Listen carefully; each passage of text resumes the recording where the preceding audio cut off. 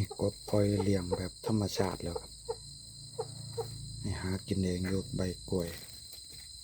ยามมื้อแลงก็ไต่แมงให้กินแบบนี้ครับ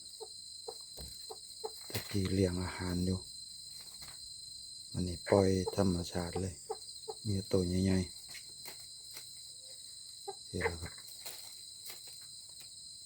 ไฟแสงอาทิตย์หล่อแมงให้ประมาณ3 ทุ่มไฟก็ดับแล้ว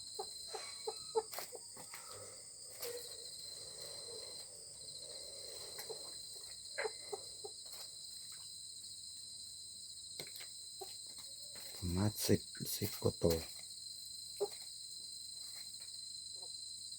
โดดกินแมงเม่าตัวเลี้ยงๆ